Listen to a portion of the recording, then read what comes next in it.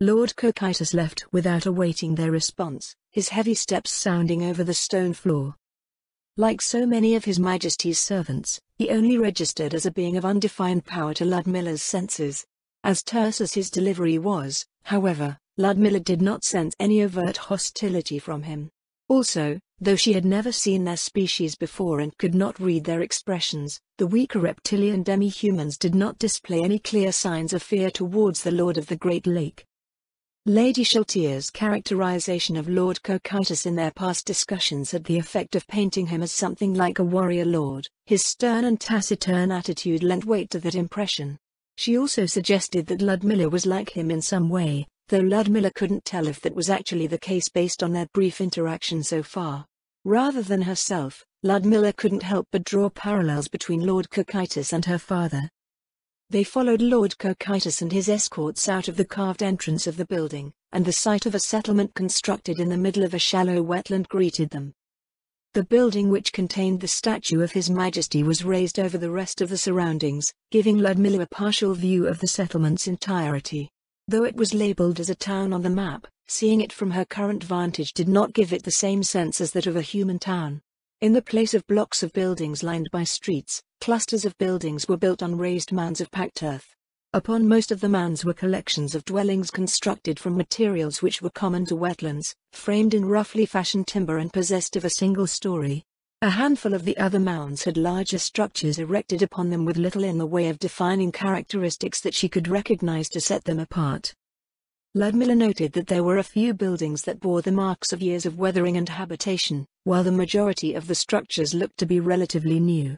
The locations with the older buildings were all set closely to one another, so Ludmilla surmised they were of the original settlement which recent expansion had centered around. As they continued to follow Lord Cocytus through the low trails between the mounds, the ground squelched wetly beneath their feet and pools of still water could be seen everywhere along their meandering route. There were several distinct types of demi-humans visible as they wandered about, but the majority appeared to be the reptilian sort that had awaited them near their point of arrival. Clad in scales of a variety of earthy shades and scant garments that seemed more decorative than functional, they basked in the sun near their huts, attended to various chores or gathered around the fires amidst their clusters of homes. They regularly went back and forth from a large structure that she thought might be a granary or a warehouse, carrying woven reed baskets filled with various unprocessed goods to seemingly everywhere else. She saw some pushcarts parked near several of the buildings, but she guessed they wouldn't do much good on the waterlogged footpaths. Given enough time, she might have figured out which buildings represented which industries and services, but, for the time being, the layout of the place was a mystery. For his part, Lord Cocytus appeared content to wordlessly lead them around, as if simply witnessing their surroundings was sufficient explanation for their tour. The lizardmen, or at least Ludmilla did not see any other race present resembling what she would consider lizardmen, paid them little mind, save for the group of 6 from before who had fallen behind them to follow in their wake. Upon reaching the boggy beaches of the lake nearby, she discovered that 2/3 of the lizardman town was situated in the water. Beyond the edge of the shore, in the shallow marshes which appeared to cover the entire southern point of the Great Lake, more of the same style of buildings in similar arrangement as the ones they had passed lay on small earthen islands nearby. Others still were built on wooden platforms raised above the surface of the water on sturdy poles, and lizardmen could be seen working to connect them with boardwalks. Those in the water moved about just as they did on land, splashing through it all indifferently as they went around delivering planks and driving posts into the ground. Lady Sheltier, Ludmilla asked when they stopped to look over the lake, "Where are we placing the office for the transportation network? These demi-humans seem just as suited for the shallows as the shore, but there may be issues with keeping cargo out of the damp." "I'm not too sure yet, actually," Lady Sheltier replied. "Frost dragons can land on the ground or in the water, but there's no space to do so in the middle of the village. There are small populations of other demi-humans around the lake, too, and there are no roads that lead to them." "I have not seen any boats, even though settlements ring the lake," Ludmilla said as she scanned the distant shores which eventually vanished over the horizon. "Is there anything like a harbor?" Lady Sheltier looked up at Lord Cocytus, who shook his head. "Before we came," he turned his head to look down at them, "war between races, common. War between tribes. Trade. Boats. Wagons. Roads. Non-existent, meaning to say that each population probably existed at a subsistence level, and subject to the whims of nature. The conditions for commerce did not exist, nor had it been possible due to the belligerent nature of each population towards one another. Ludmilla wondered if this had something to do with why she had been summoned. When they made their overview of the aerial transportation network, the lake had no notable exports beyond what could be hunted or foraged, resulting in an imbalance in their projected cargo flows. Her own domain shared a few similarities in its environment, so perhaps he was looking for ideas. "Is this why you requested to see my vassal?" Lady Shaltir voiced Ludmilla's unspoken question. "No. A different reason." Lord Cocytus focused his attention on Ludmilla and, after a moment, he shook his head. "It is uncertain," he said. "What is?" Lady Shaltir turned to look at her as well. "A warrior noble," he replied. "Her reputation, by reports, by rumors. But before me, a human noble, like the rest. I see little." Beyond the disappointed tone of his voice, Lord Cocytus was unreadable. Ludmilla couldn't tell what his body language meant, nor did she notice any more subtle cues that indicated his general disposition. This was a common problem between species that were too different. In the absence of foreknowledge or experience, assumptions associated with one's own kind could be projected onto others, and the results of doing so could lead to no end of trouble. She supposed that the opposite was true. Other humans were able to tell to one degree or another that she was a frontier noble at a glance, but the cultural distinction was most likely lost on Lord Cocytus. "The reports come from multiple sources," Lady Shaltir said, "and are well documented. Is this why you called us? So you could see her for yourself? This seems a frivolous reason to draw us away from our duties." "It is related," he said after another blast of cold air. "Come. The rest awaits." He strode off again, leading them along the shore. Eventually, they came to the edge of the town where a short, wooden stockade had been raised. The wall extended into the water, and Ludmilla suspected that Lord Mayor had a hand in setting its foundations. There was little chance it could have been erected in the marshy soil through any other means which she knew of. Wooden guard towers were set at regular intervals, manned by skeletons that she had never seen before. The equipment they carried appeared far superior to those she would employ on the walls of her village strongholds. They even came with powerful-looking bows. The procession continued beyond the walls, making their way through a sparse forest which followed the shore of the lake. More of the same type of well-equipped skeletons that had been stationed in the guard towers patrolled the surroundings. When they passed them, none of the lizardmen reacted adversely to the presence of the undead. Ludmilla wondered if there was some sort of lizardman lord present, reinforcing the population. Then again, as the lake was actually a part of the Sorceress Kingdom before Erantal was, they might have just become accustomed to them. "What sort of skeletons are these, my lady?" Ludmilla asked. "They're Nazarikal guards," Lady Shaltir replied. I suppose they wouldn't be a part of the regular labor request forms. Maybe they're on the security forms?" Ludmilla recalled the mentioned forms, but she was certain that she would have remembered such an odd designation. "I will take a look at them again when I get the chance," she said. "I have not used the security forms since I ordered the forces for the first village." Their entourage continued to slowly trudge through the light brush, appearing out the other side 10 minutes later. There was another section of wetland before them, which had seen significant development. An array of enclosures stretched out from the shoreline, and they stopped at a point where they could observe a handful of lizardmen tending to them. Ludmilla watched as one of them leaned over and dove into the water. After a brief struggle, it came back up with arms wrapped around a huge carp. Wrestling it back to the shore, the lizardman tossed the fish onto a simple mat of reeds, rolling it up and carrying it back towards the village. "Is this the fish farm mentioned in the logistical overview?" she asked Lady Shaltir. The enclosure nearby, if she was to be nice about it, was crude in construction. As she looked further, however, they were larger, more sturdy-looking and uniform. It was as if someone had experimented with the idea at first, then built on their success, making drastic improvements with the succeeding enclosures. "Yes," Lord Cocytus answered in Lady Shaltir's stead, "this idea, recent to this place. This place, these people, I know, primitive, in your eyes. But their spirit, worthy of respect. The lizardmen, sometimes, have travelers. Go out, into the world, to see, and learn.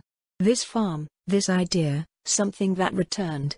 Lord Ines suggested the same, to broaden horizons. Lizardman, I have dispatched, to Eranthal, to human lands, the Empire, the dwarves. What is good, they will see, ideas will return. As they listened intently to Lord Cocytus' explanation, Ostrich Kovalev came to Ludmilla's mind. A traveling blacksmith, he had been to lands far beyond where most humans would dare to go, seeing things unimaginable to a rustic border noble like herself. Due to this, he was a font of knowledge when it came to matters related to his trade, so she decided that the plan had real merit. Ludmilla looked towards him with a tentative expression. "Speak," he said. "Lord Cocytus," she asked, "is it your purpose then to send these travelers to my domain? This is the reason for your summons?" "Yes," Lord Cocytus replied, "and no. They may, like travelers, learn. However, the reason, from Lord Ines, also. Send them with you. Parents, with children. Families. To live." It was an order from His Majesty? Ludmilla turned her head to look over at the 6 lizardmen who followed them. She had felt them watching her the entire time. "These lizardmen, my lord?" "Yes," Lord Cocytus nodded. "Hunters. They go first. Investigate. Your land, like this place, reports say, this is true?" Ludmilla looked over the shores and the vast wetlands in the south of the lake which stretched to the surrounding forests. The vegetation was far more sparse here, and the water ever present due to being situated in a lake. According to the new maps she had received, the Great Lake in its entirety covered roughly the same area as the floodplain in Warden's Vale. The floodplain's form was different, however, running along the length of the valley floor and subject to the rise and fall of the Katza River with the seasons. "There are some similarities, my lord," she replied, "but the nature of my land is distinctly different. It is a floodplain, so the water level in the marshes are dependent on the season. It will look vaguely like this when the river swells, otherwise, it looks more like an extensive, overgrown morass with many shallow bodies of water. There will most likely be differences in vegetation and wildlife as well, but, without some time to study the Great Lake, I cannot say how things will work out for the lizardmen." "Yes," Lord Cocytus told her. "These 6 will go, to survey your land. If suitable, they will report, their families will come, plus others." "How many do you plan on sending, my lord?" "Enough for a colony," Lord Cocytus told her. "This, too, is my purpose. If war, true war, comes, entire lake, gone in a blink. All will be lost. To ensure their survival, I must send some away. To Eranthal, to your place, others, in the future, when they are found." "Lord Cocytus," she asked, "does this mean the other races that live will be sent to my domain as well?" "Those that can, eventually," he answered. "Others, unsuited, need lake, deep water. The lizardmen, they come first. To pave the way." "Then what will the state of this colony be, my lord? An enclave?" "In Eranthal, they live as citizens," Lord Cocytus said. "I thought, to give you these, but, as mentioned, uncertain."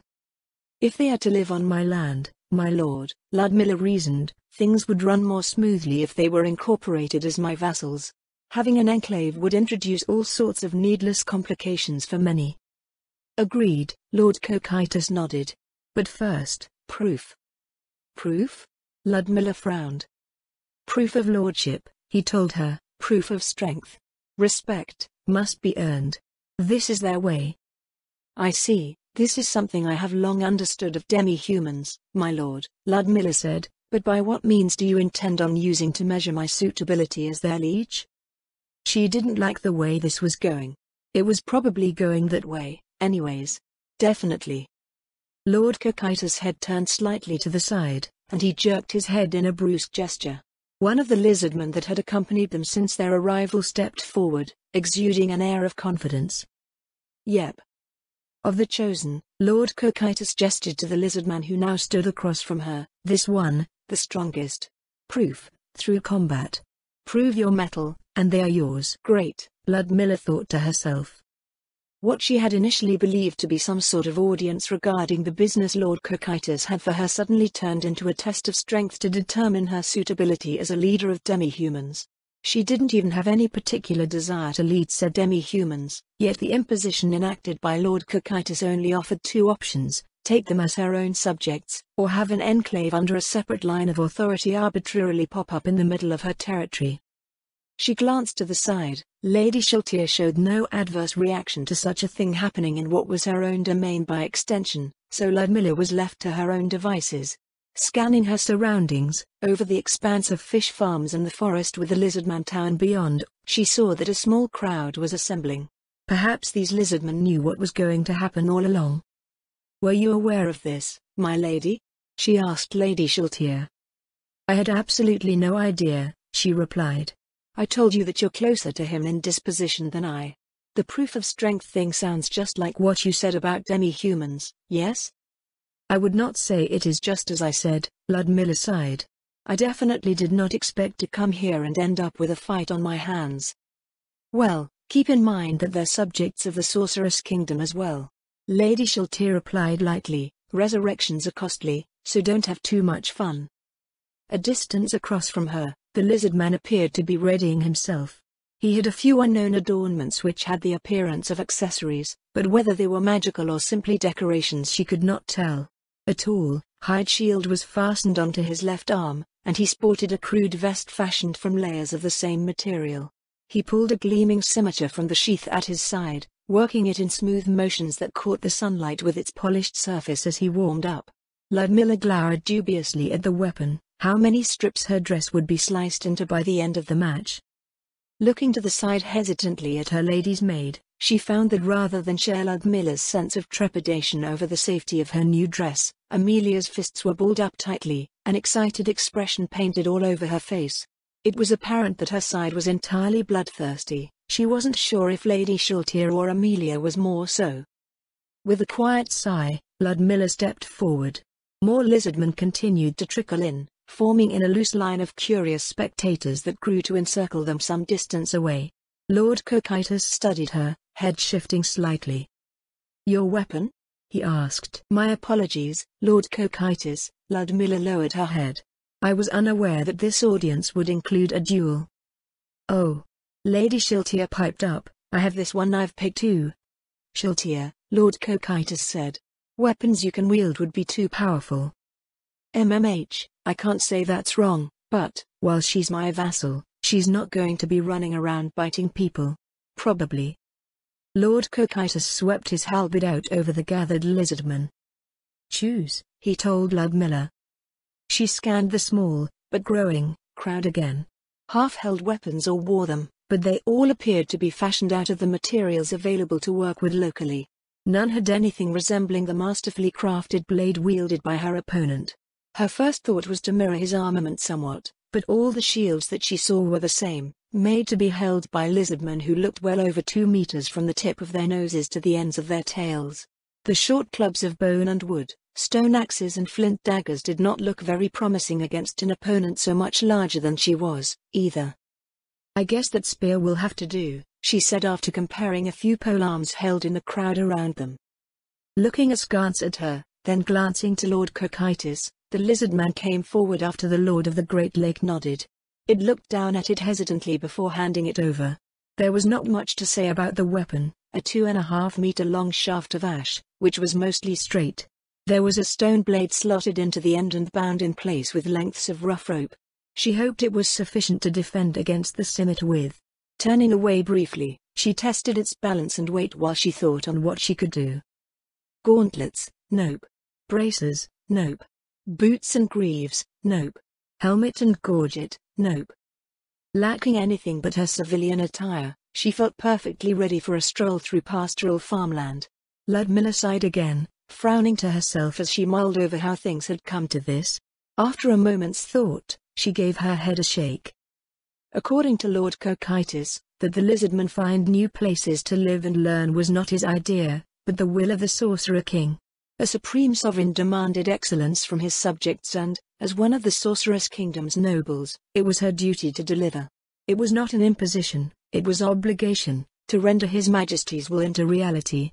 The first step would be to prove that she was suitable for the role. Turning back, she saw Lord Cocytus look to the both of them briefly before stepping away to watch from the side. The lizard man's expression seemed to pick up when it was apparent she had no further preparations, and his thick tail slapped the wet ground twice. Ludmilla realized what the strange sound back at the statue finally was, and she took a mental inventory of her opposite number. Ludmilla guessed that he was well over half again her weight, not quite standing as tall as she. Though lizardman limbs appeared shorter relative to human ones, he still had a powerfully built upper body and his legs and tail were similarly so. Russet scales covered his back and sides, and she guessed that they provided ample protection on top of his other equipment. The tall shield was positioned a bit strangely, along the length of his body rather than upright, probably due to its leaning posture and long torso. The odd placement, for a human, anyways, was something that suggested a possible advantage in her favor. The shore where they were fighting was wide and without obstacles. Her first thought was to lead the fight into the trees nearby, where she would be able to exploit her advantages as a ranger and the lizard man's probable weaknesses given where their homes were built, but she wasn't sure if she was allowed to do that in this duel.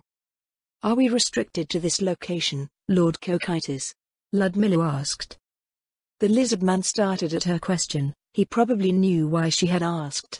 Lord Cocytus did not miss his alarm. Within the spectators, Lord Cocytus answered. "On the shore. No terrain advantages." She was unfamiliar with lizardmen, but judging by her observations of their posture and gait as they moved about the settlement, she would still have the advantage in reach and agility where they were. While he registered to her senses as being a bit weaker than herself overall, he also clearly had advantages over her both in his natural traits and equipment. Considering his mass and size, as well as the large shield and superior weapon, closing the distance between them was the most obvious and safest option on the lizardman's part. She would have to fight defensively, keeping him at bay until she could figure out his probable range of movement and find a way to strike decisively past his shield. Or she could probably tire him out, but that probably wasn't the point of the contest. Facing forward, several moments passed before Ludmilla raised her spear into a field guard, leading with her left hand. She set her face into an expressionless mask, but she thought it would be nice to have at least some fingers left after the fight. Seeing both combatants take their stances, Lord Cocytus let out a blast of frigid air. "Begin." Ludmilla tensed, ready to move at a moment's notice, but the lizardman did not immediately explode into action as she had expected. It was puzzling, but this suited her just fine as they took their time gauging one another. He advanced several paces and she drifted back to maintain a 4-meter gap between them. He looked over with some consternation, peering at her skirts, until the spearhead darted forward and glanced off of his snout. She recentered herself as he recoiled from the blow. Between her stance and the length of the spear, she could easily strike him, but he could not even reach half the distance. In addition, it seemed that her opponent was having a harder time reading her than she was him, and her skirts were partially concealing her footwork.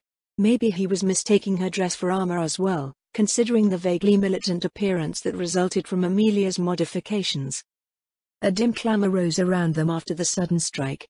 With the sudden awareness that the spear could move far faster than he could react, the lizardman assumed a more conservative stance. Unlike a human, however, he did not raise his shield, instead lowering his head, which already curved naturally into a slouch, to be in line with the shield that was positioned lengthwise with his long body. This made it extraordinarily hard for her to score any solid blows. The stone spear wasn't able to penetrate his coat of thick upper scales even with that fairly strong thrust, and his underbelly was at an angle with the ground and entirely covered by the shield. His movements appeared to become more committed in the new stance as well. Ludmilla surmised that it was effective against the weapons that the tribes of the Great Lake used, giving him the sense of confidence which was relayed in his movements. She did not have a good read for his more subtle body language, but, based on how impossible it seemed to injure the lizardman now, he was a veteran of some sort. No, that wasn't right. He entirely lacked the scarring commonly found on demi-humans who fought with enemy tribes.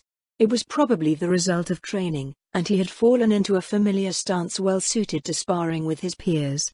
A young warrior, somewhat similar to herself, this was probably the basis of Lord Cocytus' selection. She maneuvered to gain different angles on the lizardman while continuing to test his defenses, trying to determine what he could do from his position. The spearhead darted in and hammered into the bottom of the shield. The next strike came in a half-second later, glancing off of the lizardman's shoulder through the opening she had created. His torso jerked roughly, but there was still no apparent damage. He didn't seem to like the last hit to his shoulder. As the spear withdrew, his late attempt to parry abruptly changed direction and the scimitar effortlessly sliced along the front end of the spear.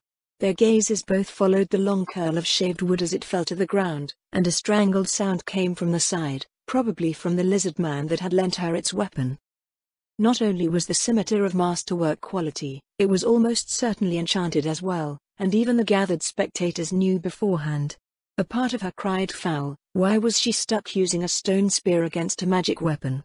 Her internal complaints turned dark as the lizard man let out a strange sort of hissing chuckle, and the spectators clamored all the louder. She honed her fighting edge by another degree, mentally shoving the distraction aside. The lizard man continued to hunker down behind his shield, scimitar occasionally flicking out in continued attempts to catch the darting spear. He appeared to have come to terms with taking hits on his upper side, keeping his shield tucked in to defend his face and belly. The purpose of the defensive tactic was clear: she needed to end the fight quickly, or at least change the flow of the fight, or she would eventually be left with a pile of wood shavings. Based on their series of exchanges, Ludmilla believed that she had a fair grasp on her opponent's capabilities. While he held his current stance, she couldn't really hurt him.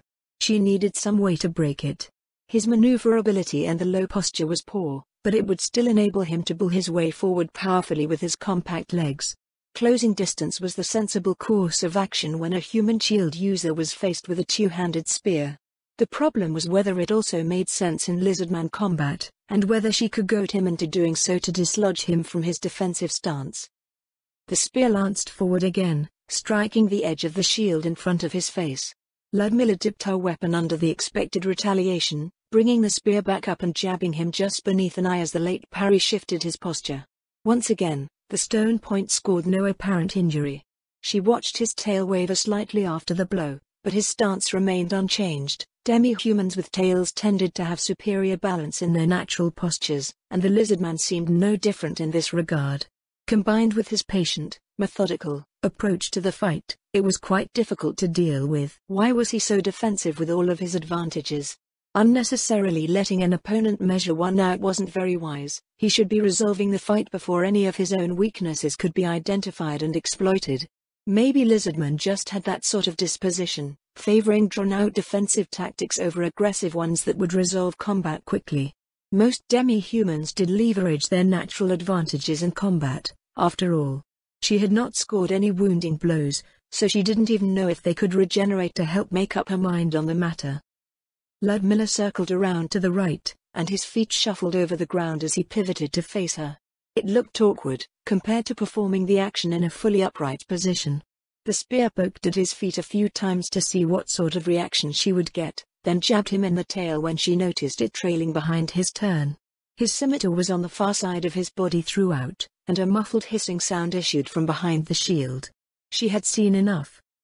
She stopped circling and planted herself solidly, and he charged her with shield before him, gleaming blade raised. Rather than directly giving way to his rush, she punched at his shield with the stone point while leading him around in a sharp, counterclockwise path. It had the effect of bleeding away his initial momentum, and he was forced to maneuver awkwardly again with his weapon hand on the wrong side of his body. When their steps almost slowed to a stop, Ludmilla switched her grip to lead with her right and committed to her assault. Feet flowing beneath her, she now circled clockwise with the spear positioned to attack his exposed lower right side. It gave the impression of her somehow significantly outpacing his attempts to bring his shield into play again, and the rapid sequence of jabs over the lizardman's body eventually led to it desperately flailing its scimitar in a vain attempt to keep up. Gashes appeared over his underside. Crimson blood traced over scales. The enchanted blade took another chunk out of the spear. She needed to collapse his form and finish him off. Switching her grip again, she reversed her maneuver. Circling back into the lizardman's continued turn while he was still focused on trying to deal with her flurry of attacks, Ludmilla entered the blind spot provided by his shield. Her spear thrust down between his legs. She drove her foot into the shield, pressing forward with her full weight. The lizardman fell awkwardly in a heap. She couldn't let him recover. Ludmilla came forward with her spear, but he scrambled away as well. His tail lashed before her skirts. She stomped it to the ground. The lizard man jerked to a stop and howled in pain. She drove her weapon down at the base of his skull. Evasion! The lizard man cried. His head and shoulders blurred, somehow managing to move out of the way. The spear blade buried itself 2/3 of the way into the sandy soil. His desperate defense confirmed another suspicion, that the spear could get under his scales from her position. With her boot still planted on his tail, Ludmilla leaned back as she withdrew the spear to put him down for good. The lizard man followed the stone point with a wide eye as the spear was extracted from the ground, and he twisted desperately to get his shield between them. She casually batted the poorly structured attempt at defense back down to the side and drove the blade forward again. Ludmilla. The spear stopped. The sound of the waters lapping on the shore returned. The lizard man's head was turned to the side, jaws open. Inside his mouth was the blade of the spear. It had found his long, pink tongue, pinning it to the ground. The scimitar was on the ground a few meters away. Pain choking issued weakly from beneath her as bright crimson blood flowed onto the ground. The spectators stood paralyzed, tails pointed stiffly at the air, mouths hanging open.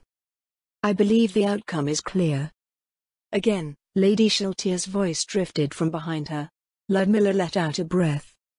She yanked the spear from the lizard man's mouth and removed her heel from his twisted tail. His screams of agony echoed over the shore. He rolled over on the ground, curling up as he cradled his head in his hands. Lord Cocytus came forward again with another, smaller lizard man, adorned in some sort of tribal mystic's garb over its olive scales. He nodded, and it leaned down to tend to the wounded combatant. A few minutes later, the lizard man returned to his feet. Lord Cocytus spoke. A blade. Rings. Necklace. Bracelets. Anklets. Magic items, prizes, for accomplishment. Gifts for a promising new warrior. A blast of cold air followed. The nearby lizardman shivered. Yet, when your mettle was put to the test, in place of honor, in place of respect, hubris. Her name, you knew, yet your own you did not offer. Looked down, laughed at her weapon. Complacency. Conceit. Lord Cocytus turned his gaze to Ludmilla, tilting his head down to look over her. That ring, he asked. What is it? A ring of mental fortitude, Lord Cocytus. The rest? Casual dress, my lord, nothing magical. Lord Cocytus shook his head slowly, rubbing it briefly with one of his clawed hands. He spoke once again, loudly enough to be heard by the lizardmen all around them. You lizardmen, valor, against impossible odds, in 9 months, have you forgotten? Is this what my ways have wrought? Honor. Valor. Respect. Lost. Last month, insolence before Lord Ines, now, this shameful display. They lowered their heads at his reprimand, and there was no sign of the excitement or tension that came before. Another blast frosted the air, caking the blood-soaked ground in a thin film of pink ice. I thought to rule with tolerance, benevolence. An open hand, to encourage and reward, for fealty, service and accomplishment. Yet, now, by one who has nothing, I am reminded of what must come before. Without duty, all service is shallow. Without conviction, will is weak. Perhaps, in my zeal to produce results, I have committed an injustice to the memory of the past. Too open-handed. Too many nice things. The root of decadence has wormed its way in. He paused to look around himself, looking over the Great Lake and the settlements along its shores. Then he looked to the southeast, to some place not apparent to her. To rule, without employing terror, Lord Ines's command to me. But Sheltier has received no such command, this vassal, undoubtedly hers. You lizardmen have become brazen, even to Lord Ines. Respect and fear, forgotten, you must learn again.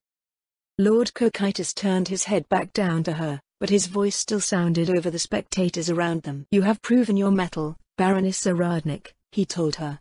Their lives are yours. Ludmilla planted the base of the mangled spear into the ground and lowered her head in a curtsy.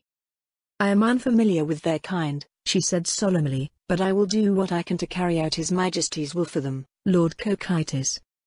With a slight nod and a short grunt, Lord Cocytus turned and strode away with his insectoid escorts. The spectators parted for him as he made his way back to the village. The crowd dispersed, save for the 6 lizardmen who had followed them around since their arrival. Lady Shiltir and Amelia came to where she and they stood, looking down at the still frozen traces of blood. "While I appreciate the fact that you answer directly to me," Lady Shiltir said, "when a member of the king's cabinet says something, it would be prudent to heed them." Ludmilla turned to face Lady Shiltir with an uncertain expression. "My lady, you stood down at my word, yes?" Lady Shiltir asked. "Yes, my lady," Ludmilla answered. "Before you ceased that lizardman's terrified wriggling so amusingly at the end," Lady Shiltir explained with a grin. "He was screaming and wailing quite pitifully. Lord Cocytus called the end of the match when he saw that the lizardman was clearly broken." Ludmilla furrowed her brow at her liege's words and turned her head to look at the half-dozen lizardmen. They flinched under her gaze, and the one in question stumbled backwards slightly. "Is that so, my lady?" Ludmilla replied. "I hadn't noticed." A hymn filled the air, its severe and militant themes at distinct odds with the gentle voice of its songstress. Heard half a year ago, it would have surely given passers-by pause with its stormy melody. Then as those people registered the lyrics of the hymn, they would have surely frowned in disapproval. It was not half a year ago, however, and the state of the realm was in no way similar to how things were before. Voice falling and rising through the hymn's verses, Themis also knew that she was alone, in a place where no passers-by were present to hear her anyways. The hymn floated out of the office, through the stone halls and into the chambers of the morgue in Erantal's vast cemetery. Even if she were not an adherent of Sursana, she still believed it would be her favorite. It was a call to action, a song of war. The battle hymn's clarion call was wrought with conviction and offered devout prayer and supplication to Sursana, the god of death. It was a song she had locked away in her heart since she was a child, but, now, with the population of the duchy slowly but surely returning to the faith, it indeed felt like a long, hard battle was being won. The revival of the temples of the Six graced her voice with fresh fervor, and any heathens and apostates would have surely felt great discomfort upon hearing the hymn. It was one that one might expect to hear in the lands of the theocracy, sung by the zealous masses in their great cathedrals, their tens of thousands of temples, monasteries and shrines. Hearing it in Erantal would, to those sensitive to it, signify a change that had come over the human population, making one wonder what else the faith of the six great gods would bring. She glanced at the timepiece on the desk and reached out to pick up a clipboard and pen. Themis rose from her seat and walked slowly down the hall, carefully scanning the names on the documents attached to the clipboard in hand. Crime and hunger were issues that had become non-existent in the city since the advent of the Sorceress Kingdom, so murder and starvation were nearly unheard of. Death from accidents had also receded, but the fact of the matter was that death still came, and Sursana would have his due. The majority on the list were those who had passed away from old age. The rest included those who had died instantly from various accidents, those who passed away from health problems that were not addressed in time, and those brought in from the surrounding lands who had met similar fates. The latter was a measure that came with new procedures in the processing of the dead within the Sorcerer's Kingdom. Previous to its advent, the recently deceased were placed in a period of observance followed by the appropriate rites and interral. The wealthy often did so in family crypts or mausoleums, but this had been done away with. Now, regardless of social standing, all of the dead passed through the expansive city morgue. These tasks were performed by members of the city priesthood and, as the majority of the citizens still worshipped the Four, their temple staff saw to most of the duties. Not too long ago, the few worshippers of the Six had rites performed individually at the request of their families. In the past few months, however, worship of the Six had increased dramatically, so one of the 6 chambers of the morgue, which had originally been built when the majority of the city population worshipped the Six in the past, was once again a place where their faithful rested. As such, 2 shifts in the week were now allocated to the Temple of the Six. As an adherent of Sursana, the job fell to Themis. It was something that just happened to fit quite well with her schedule as an adventurer. After expending her mana through training, she would assume her post in the morgue and meditate between her periodic rounds through the facility. Weak skeletons and zombies she could handily defeat without using any mana. If anything she couldn't handle appeared, all she needed to do was inform the sentries outside. Walking up and down the rows of corpses, she updated their progress on the lists as she went.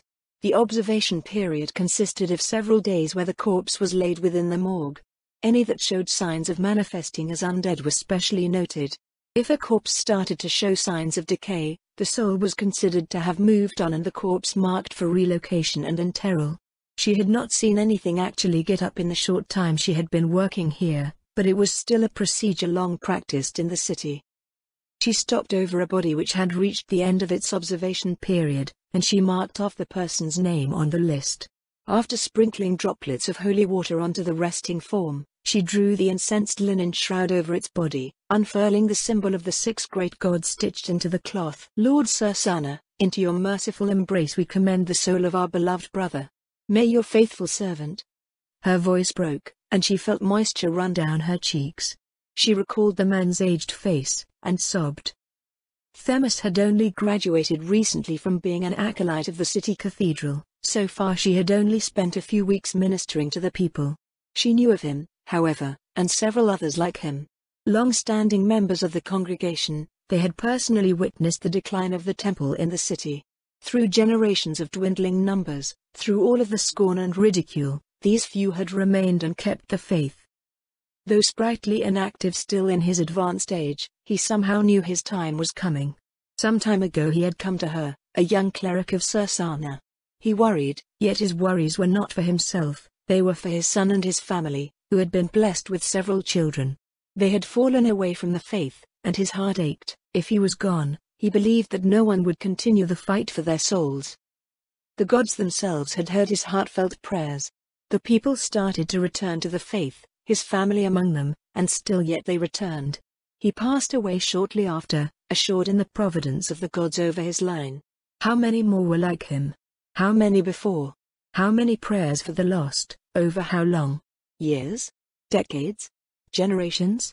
She could not even begin to imagine what they had experienced in their long lives. Surely such righteousness was of the highest order, and their faith would be rewarded in what lay after. May your faithful servant receive his deserved measure in your judgment, and be granted his rightful place in your eternity. To those who have been touched by his righteousness, his perseverance, bestow unto us a portion of your grace, that we may sustain the fruits of his faith, that we may follow his path until, in the ever after, we meet again.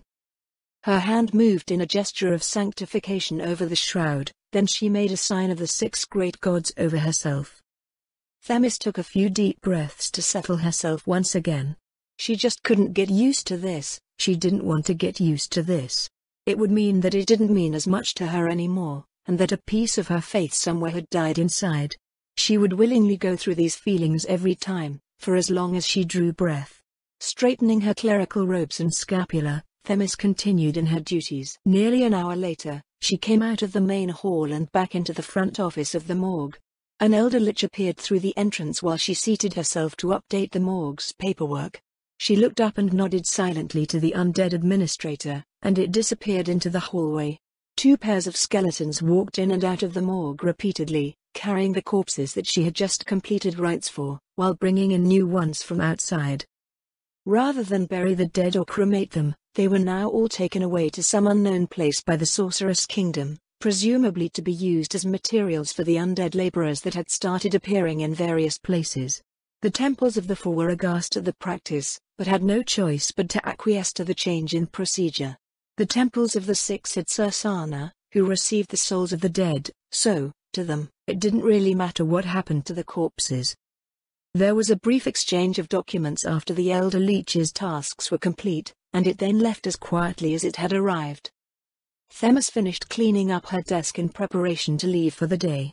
At the door of the building, she briefly exchanged pleasantries with the priest of the 4 who had arrived 10 minutes late. She frowned as she turned away and walked through the cemetery, where the grave markers and monuments cast their lengthening shadows in the late afternoon sun. The priest taking over the shift and the elder lich that oversaw the delivery of corpses were supposed to arrive at the same time. She could then hitch a ride on the Soul Eater drawn wagon that ferried the corpses out of the city through the north gate.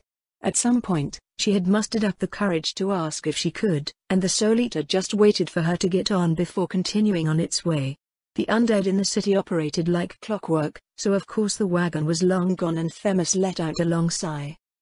It took 15 minutes just to walk back through the cemetery and to the northern entrance of the civilian sector of the city. It took an additional 10 minutes to traverse the city streets to the cathedral dormitories, and 30 minutes to change into her combat equipment.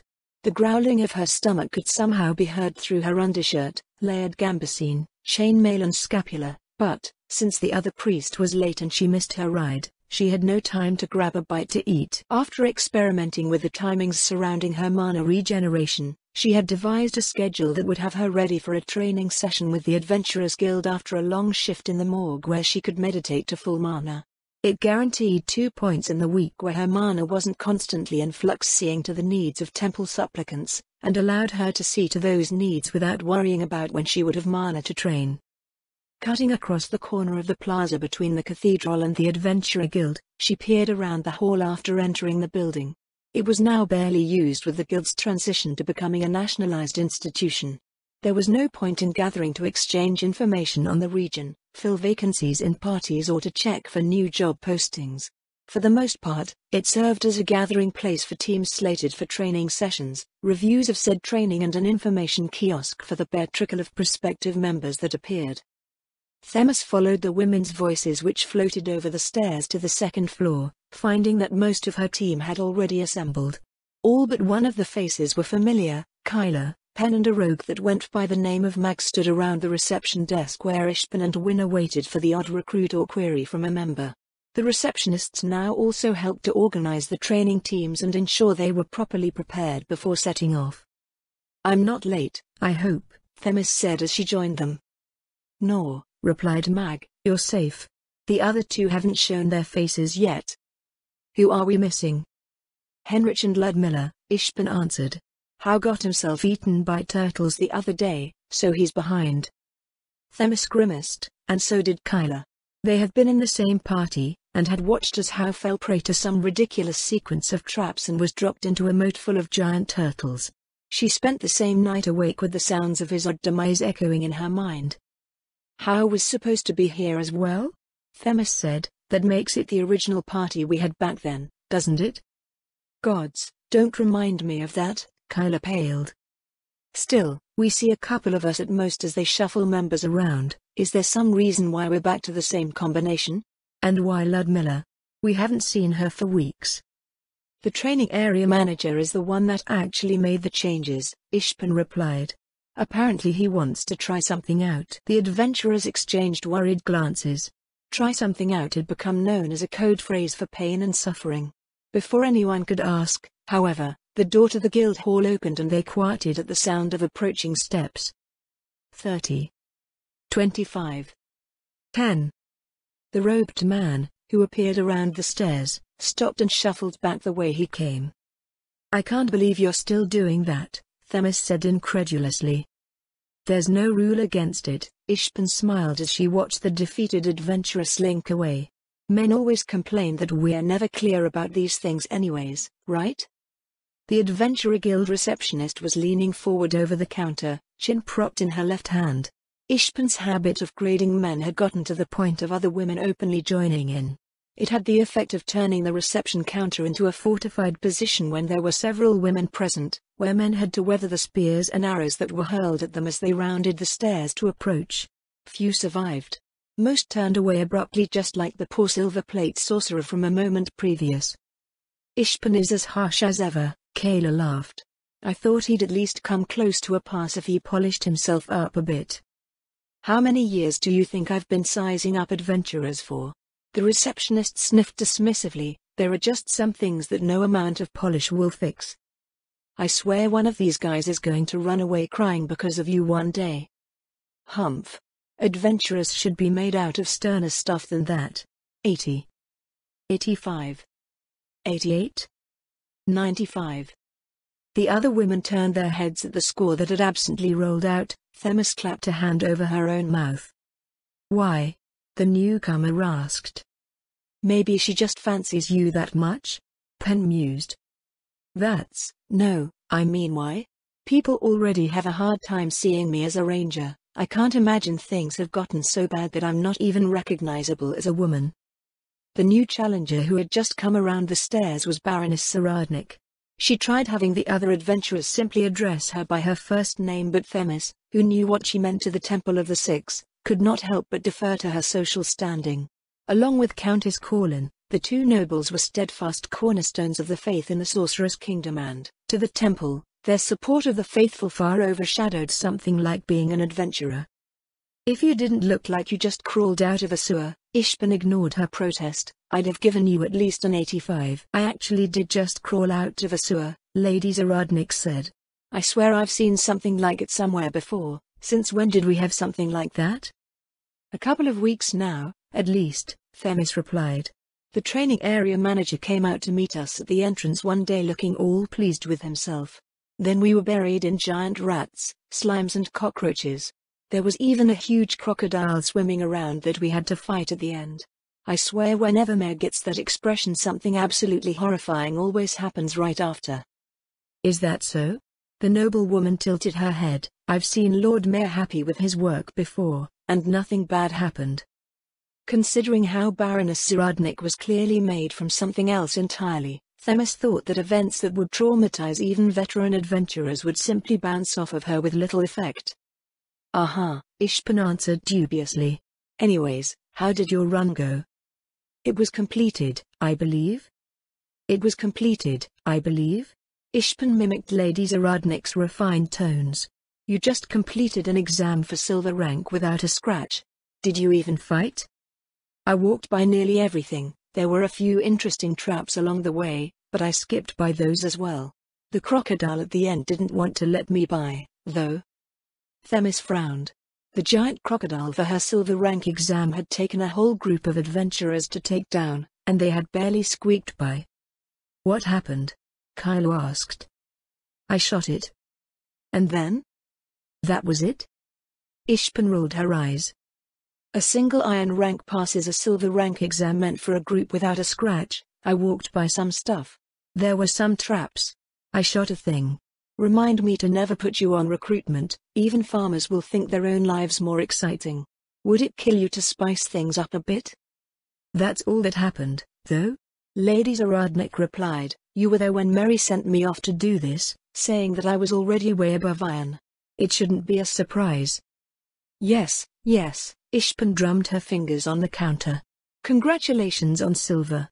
Time for your gold exam. You know, it'd be one thing if you were like Moman and Nobby, who came here from some faraway place with no previous guild registration, but I gave you the copper rank assessment personally." "You did, what? A run in the training area, earned your iron plate, disappeared for a few weeks and now you're taking the gold exam. Just what the hell did you do between now and then?" "Paperwork in my manor, holding court with my vassals, some planning for a village. I had to travel out west for a few days, too." "What happened out west?" Kylo asked. "A legal issue," Lady Zarodnik answered. Ishpin rose from her stool, placing both hands on the counter.